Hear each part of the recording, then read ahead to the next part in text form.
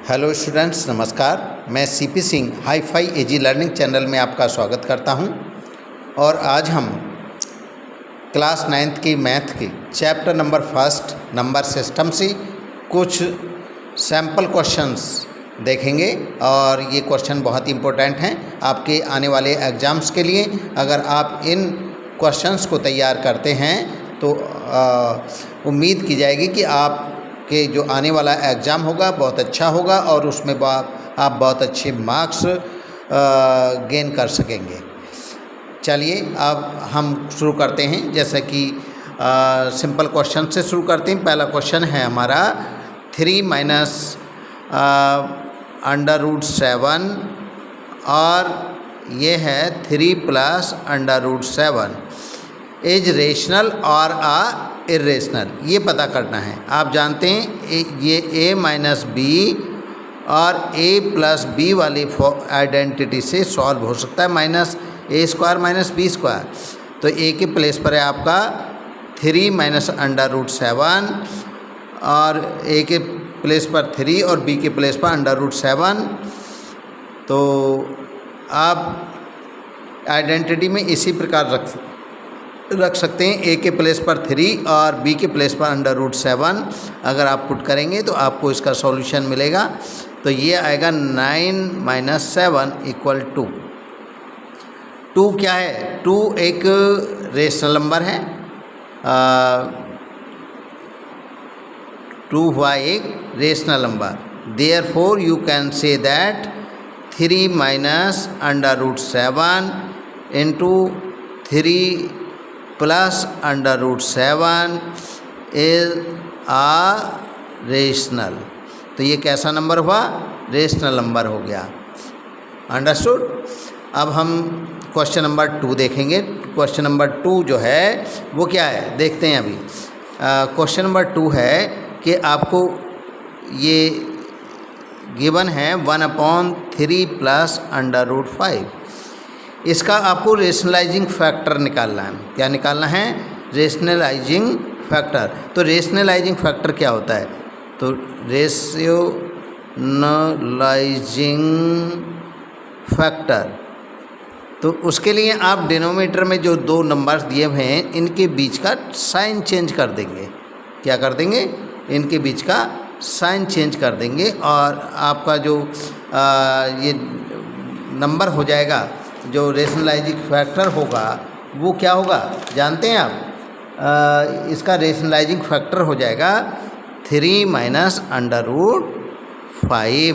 तो इसका rationalising factor हो गया। रेशनलाइजिंग फैक्टर होने का मतलब ये है, अगर इससे इसके नोमिनेटर और डिनोमिनेटर में आप इससे मल्टीप्लाई करेंगे तो इसका डिनोमिनेटर रेशनलाइज हो जाएगा। कैसे?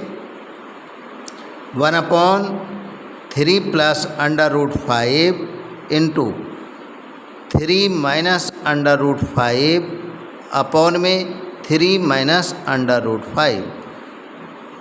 तो आप देखेंगे जो नोमिनेटर है इसमें 1 से मल्टीप्लाई हो रही है तो ये 3 माइनस √5 ही रहेगा।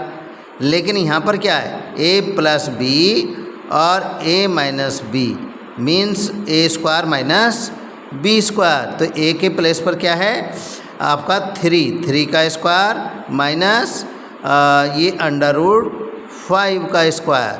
तो ये नंबर क्या आएगा समझ रहे हैं आप? नंबर आएगा 3 माइनस √5 अपॉन ये हो जाएगा 9 और ये हो जाएगा 5। तो आपका जो रेशनलाइज होगा 3 माइनस √5 अपॉन 5, सॉरी ये 4 लिख दिया मैंने, ये 5 था और आंसर आएगा आपका इसका अपॉन में 4। 3 माइनस √5 अपॉन 4। तो यहाँ पर जो इसका डिनोमिनेटर है अब 4 आ गया। 4 क्या होता है? रेशनलाइज होता है। तो इसके डिनोमिनेटर का रेशनलाइजेशन हो गया। तो ये क्वेश्चन कंप्लीट हो गया। अब इसी तरह से हम नेक्स्ट क्वेश्चन पे चलते हैं, क्वेश्चन नंबर 3 पर। तो क्वेश्चन नंबर 3 क्या है आपका? इसमें आपको ये वैल्यू फाइंड करनी है। किसकी वैल्यू फाइंड करनी है? 8 √15 डिवाइड करना है आपको 2 √3 तो इसे क्या लिख सकते हैं आप, इसे लिख सकते हैं आप 8√15 जो डिवाइड वाला नंबर है उसे नीचे ले आएंगे 2√3। तो ये क्या होगा 8/2, इसमें अंडर रूट में एक साथ लिख देते हैं 15/3, 3 5 जा और 2 4 जा। तो आपके पास क्या नंबर आएगा 4√5। ये इसका सिंप्लीफिकेशन हो गया, इसकी वैल्यू आ गई जो हमें क्वेश्चन गिवन था। अंडरस्टूड। अब हम चलते हैं नेक्स्ट क्वेश्चन की ओर। नेक्स्ट क्वेश्चन है हमारा ये सिंप्लीफाई करना है हमें इसमें। क्या सिंप्लीफाई करना है हमें? सिंप्लीफाई कुछ इस तरह से करना है। ये क्वेश्चन गिवन है सिंप्लीफिकेशन का कि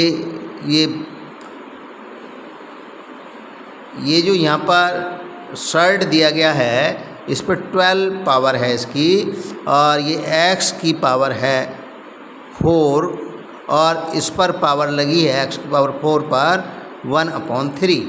अब इसका एक तरीका ये भी होता है, जो सर्ड पावर है इसको इस तरह से ले आते हैं 1/3, इसको ब्रैकेट में ये 1/12 करके आ जाएगी। अब क्या करेंगे हम x⁴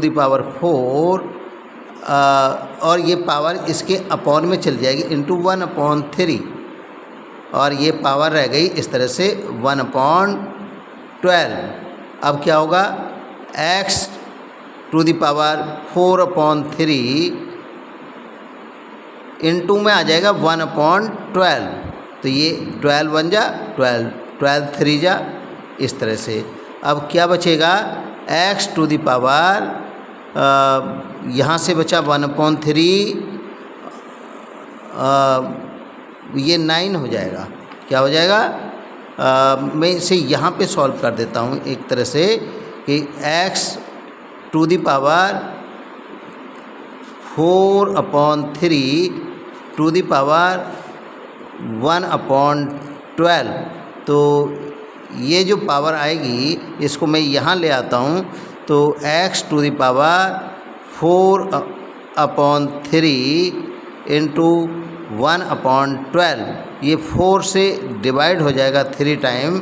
तो क्या आएगा ये x⁴ 1/3 इंटू x⁴ 1/3, आंसर आएगा x⁴ 1/9।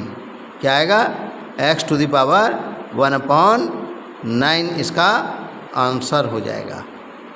अंडरस्टूड। अब इसे नेक्स्ट क्वेश्चन की ओर चलते हैं हम। हमारा नेक्स्ट क्वेश्चन है ये find the greater number from the following. ये 3 नंबर गिवन है हमें। देयर आर 3 नंबर्स √2 एंड √3 और √4। तो इनमें कौन सा नंबर सबसे बड़ा है ये फाइंड करना है। तो हम तब तक फाइंड नहीं करते, यहाँ पर कोई सर्ड पावर नहीं लिखी हुई, तो जो सर्ड पावर जहाँ ना लिखी हो वहाँ पे 2 मानते हैं। तो जब तक ये सर्ड पावर इक्वल नहीं होंगी तब तक हम ये नहीं बता सकते कि इनमें कौन सा नंबर ग्रेटर है और कौन सा स्मॉलर है। उसके लिए हमें पहले सर्ड पावर को इक्वल करना पड़ेगा। यहाँ पर सर्ड पावर है 2, यहाँ पर है 3, यहाँ पर है 4। तो पहले हम इनका एलसीएम ले लेते हैं 2, 3 और 4 का। तो ये 2 1 जा 2, 3 नहीं होता 2। अब 2 से फिर 3 नहीं होता 1, अब आया 3, 1 1 एंड 1। तो एलसीएम क्या हुआ इसका? एलसीएम हो गया 2 इंटू 3 इक्वल 12। तो सर्ड पावर का जो एलसीएम हुआ वो 12 आया। तो हमें सारी सर्ड पावर को 12 बनाना पड़ेगा। तो ये 2 है, तो 2 का मतलब हो गया इसे 6। तो जितनी पावर हमें इसको यहाँ लगानी है उतनी पावर हमें यहाँ भी लगानी है। ऐसे ही यहाँ पर ये 3 था, यहाँ पे पावर 3 है, तो 12 लाने के लिए 4 से करना पड़ेगा, यहाँ भी 4 लगेंगे। और यहाँ भी इसमें क्या करेंगे, ये 4 है 4 को करने के लिए 3 से मल्टीप्लाई करनी पड़ेगी, 3 यहाँ लेना पड़ेगा।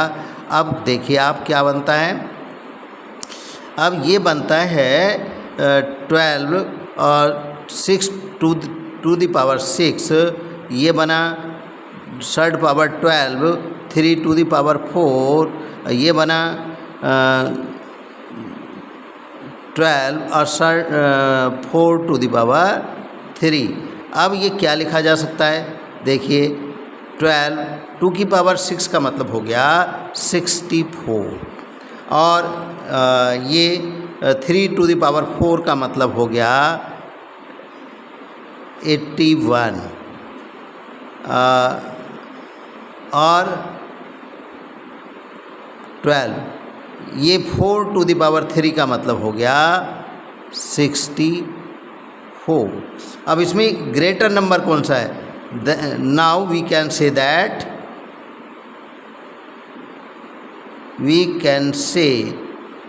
That third power 12 and 81 equal, ये किसके प्लेस पर आया, देखिए ये आया इसके प्लेस पर, is the greater number.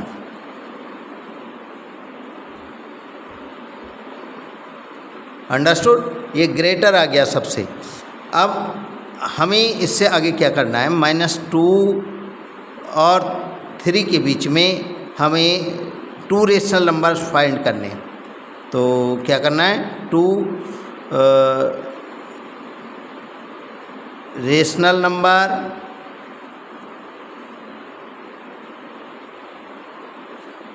Between -2 and 5। इसके कई सारे तरीके होते हैं बताने के, और यहाँ तो बड़ी आसानी से आप बता सकते हैं। When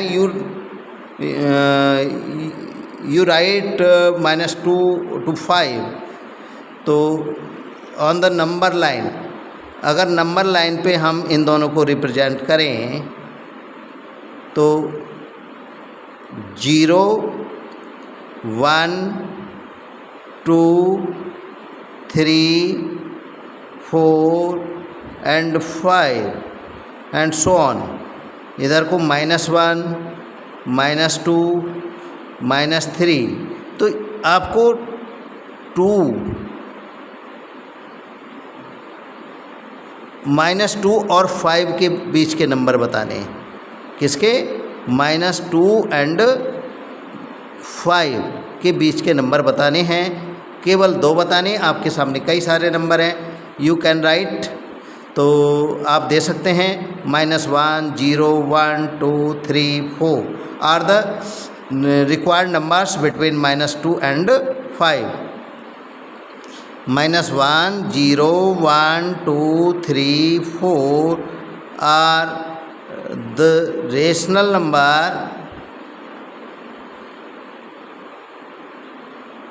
numbers between -2 and 5। और भी कई सारे तरीके से हम ये बीच के नंबर फाइंड कर सकते हैं। अंडरस्टूड। अब हम चलते हैं नेक्स्ट क्वेश्चन की ओर। नेक्स्ट क्वेश्चन है हमारा, ये मल्टीप्लाई करनी है हमें इस क्वेश्चन में, और क्वेश्चन गिवन है ये हमें 5 और थर्ड पावर है 3 और थर्ड के अंदर है 4 और बाई के प्लेस पर मल्टीप्लाई, और ये है 3 थर्ड पावर होगी। यहाँ पे कुछ नहीं गिवन है तो थर्ड पावर 2 होगी। तो हम इनकी तब तक मल्टीप्लाई नहीं कर सकते जबकि इनकी थर्ड पावर इक्वल ना हो जाए। तो ये क्या क्या है, 3 एंड 2, तो इसका एलसीएम लेना पड़ेगा। तो एलसीएम आता है आपका 2 × 3 दैट इज द 6। तो पहले हमें इन्हें हर एक कुछ 6 बनाना पड़ेगा। जैसे 5 × इसकी पावर है 3, तो जितना एलसीएम है उतना लाने के लिए हमें इसे 2 से मल्टीप्लाई करनी है, उतनी पावर अंदर भी लगानी पड़ेगी। इनटू ये यहाँ पर इसकी पावर 2 है, 6 लाने के लिए 3 से मल्टीप्लाई करनी पड़ेगी, और जितनी हमने यहाँ पावर मल्टीप्लाई की है उतनी यहाँ पर भी करना पड़ेगा। तो हमारा क्वेश्चन इस तरह से आएगा, ये कुछ, तो ये आ जाएगा 6 और ये हो गया 4 पावर 2 इंटू ये हो गया 6 और 3 पावर 3, और ये 5 इंटू ये 3rd पावर 6 है, और ये हो जाएगा। अब इसकी भी पावर 6 है, इसकी भी पावर 6 है, तो अब एक रूट के अंदर ले सकते हैं हम 4 to the power 2 into 3 to the power 3। तो इसका आगे जब बढ़ेंगे तो ये इस तरह से आएगा, 6 4 4 जा 16 एंड 27, तो ये 5 इंटू √6 मतलब 3rd पावर 6, तो 16 7 जा 112 एंड 6 2 जा 16 2 जा 32 32 and 4 3। It is the answer of this question. 32 11। अब हमारे पास एक क्वेश्चन आता है, ये इसे हमें P/Q की पावर के रूप में लिखना है। हमें गिवन है 0.357, इसको रिप्रेजेंट करना है in the form of P/Q। तो कैसे करेंगे? इसे करने के लिए हमारे पास दो तरीके हैं। हम लेट कर लेते हैं, लेट x इक्वल 0.357 पे बार लगा हुआ है, तो इसका मतलब हुआ x इक्वल 0.357 का रिपीटेशन हो रहा है, और ये नंबर जो है नॉन टर्मिनेटिंग है। अब ये बार से पहले कितने डिजिट हैं? 2, तो हम 100 से मल्टीप्लाई करेंगे, तो multiply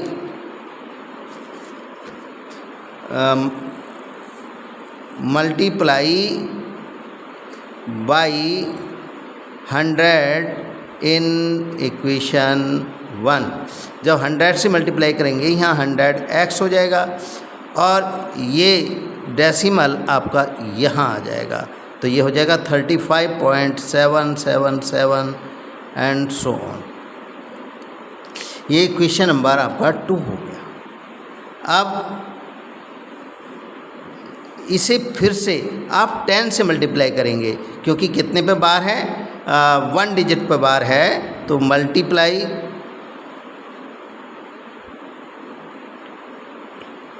by 10 in equation 2। Equation 2 में हम 10 से मल्टीप्लाई करते हैं, तो 10 से जब 100 में मल्टीप्लाई करेंगे तो 1000 आ जाएगा, और ये करेंगे तो ये डेसिमल यहाँ पहुँच जाएगा, ये हो जाएगा 357.777 इक्वेशन नंबर 3। तो ये हो जाएगा इक्वेशन 3 माइनस इक्वेशन 2। तो इक्वेशन 3 है आपकी 1000x इक्वल 357.777 इक्वेशन नंबर 3, और ये है आपका इक्वेशन नंबर 2 में 100x इक्वल 35.777 इक्वेशन नंबर 2। आप इसको माइनस कर देंगे तो 0.223 यहाँ से बचेगा 990 and 9x। Now 900x equal 322, x equal 322 upon 900. अब you can simplify these numbers. 2 1 जा 2, 2 6 जा 2 1 जा 2 4 जा 2 5 जा 0 इक्वल 161/450। तो ये इसका आंसर हो गया। इसका एक सिंपल तरीका भी है।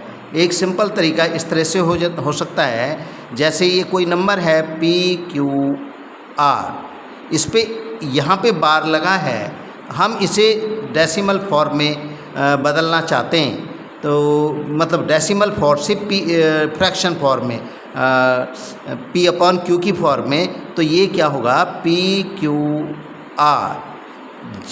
जितने बार से बचें उतना माइनस कर देंगे इसमें PQ, और जितने पे बार लगा उतने 9 लिखेंगे, और जितने डेसिमल और बार के बीच में डिजिट हैं उतने 0 लगा देंगे।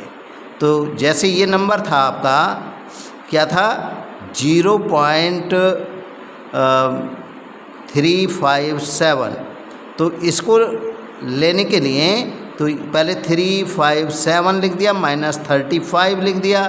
अब कितने पे बार है 1 पर, कितने डिजिट बच रही हैं 2, तो अब यहाँ से माइनस कर दो, ये माइनस करके आएगा आपका 2 and 3/900। अब इसको आप डिवाइड करेंगे तो 161 और ये आ जाएगा 450, तो ये 161/450 भी ये इसका अल्टरनेटिव मेथड है, अल्टरनेटिव मेथड। अंडरस्टूड। अब हमारा एक क्वेश्चन और बचता है ये, तो इसे भी हम देखते हैं क्वेश्चन को। ये क्वेश्चन है हमारा सिंप्लीफिकेशन का। ये क्वेश्चन क्या है ज़रा देखिए। ये क्वेश्चन है इस तरह से 3√45 माइनस √125 प्लस √200 माइनस √50। अब क्या करेंगे हम इनके फैक्टर कर लेंगे। जैसे 45 के फैक्टर होंगे 3 × 3 × 5, जैसे 125 के फैक्टर होंगे 5 × 5 × 5, और 200 के फैक्टर जो होंगे वो क्या होंगे 2 × 2 × 2 × 5 × 5। इसी तरह से अब 50 के फैक्टर कर लेते हैं। 50 के फैक्टर क्या होंगे 2 × 5 × 5। ये फैक्टर कर लिए हमने। अगर आपसे डायरेक्ट नहीं होते हैं तो इधर को साइड में कर लेंगे आप, और 3 यहाँ पर क्या है 3 का पेयर बन गया, तो 3 बाहर आ जाएगा, अंदर रह जाएगा 5। यहाँ पर ये 5 का पेयर बन गया, 5 बाहर आ जाएगा, एक 5 अंदर रह जाएगा। यहाँ पर 2 का पेयर बन गया और 5 का पेयर बन गया, तो ये 2 × 5 बाहर आ जाएगा, अंदर रह जाएगा 2, और माइनस में यहाँ पे इसका पेयर बन गया 5 का, ये आ जाएगा ऐसे। तो अभी हम यहाँ पर देखेंगे 9√5, 3 3 जा 9, यहाँ पे आ गया 5 √5, और यहाँ पर आया 10√2 माइनस 5√2। वैसे तो डायरेक्ट भी आप माइनस कर सकते हैं, नहीं तो √5 हमने कॉमन ले लिया। यहाँ से 5 यहाँ आ गया तो बचा 9, यहाँ से 5 यहाँ आ गया बचा 5 माइनस, प्लस ऐसे ही यहाँ से √2 कॉमन ले लो तो 10 - 5, तो यहाँ से बचेगा आपका 4√5 प्लस 5√2। ये इसका आंसर हो गया। अंडरस्टूड। एक क्वेश्चन और बचा है, ज़रा इसे थोड़ा ध्यान से देख ले, क्योंकि इस तरह का क्वेश्चन कई बार मिस्टेक कर जाते हैं बच्चे। Answer 4/3√3 - 2√2 into 3√3 plus 2√2 upon 3√3 plus 2√2। ये प्लस में भी इस तरह से ले लेते हैं हम 3/3 3√3 प्लस 2√2 मल्टीप्लाई में 3√3 माइनस 2√2 और अपॉन में 3√3 माइनस 2√2। तो 4 से मल्टीप्लाई करेंगे तो ये आएगा 12√3 प्लस 8√2 अपॉन में a minus B a plus B मतलब 3√3 का स्क्वायर माइनस 2√2 का स्क्वायर प्लस 3 से मल्टीप्लाई कर देंगे इसमें तो ये आएगा 9√3 माइनस 6√2 और अपॉन में आएगा ये a plus B a minus B 3√3 का स्क्वायर माइनस 2√2 का स्क्वायर। तो ये ऊपर वाला नंबर ऐसे ही रहेगा 12√3 प्लस 8√2 और नीचे इसका स्क्वायर करेंगे 9 3 जा 27 और इसका स्क्वायर करेंगे 4 2 जा 8 प्लस यहाँ भी ऐसे रहेगा 9√3 माइनस 6√2 अपॉन 27 माइनस 8 तो 12√3 minus 8√2 upon 19 plus 9√3 minus 6√2 upon 19। अब एक साथ एलसीएम ले लो, 19 एलसीएम आ गया 12√3 माइनस 8√2 प्लस 9√3 माइनस 6√2।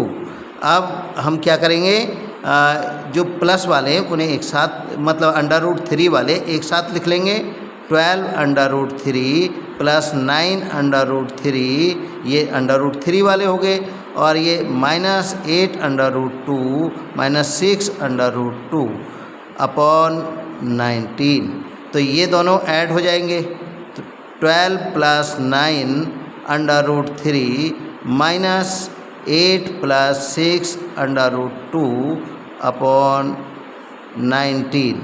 इसके आगे आएगा 21√3 minus 14√2 upon 19. It is the answer of this question. Understood?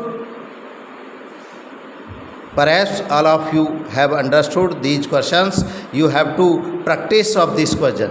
आपको इन क्वेश्चंस की प्रैक्टिस करनी है और इस तरह के और भी क्वेश्चन करने हैं। अगर आप ऐसे क्वेश्चन करते हैं तो आने वाले एग्ज़ाम में आपको बहुत हेल्प मिलने वाली है। और thank you for the watching the video and you should share this. Okay, thank you.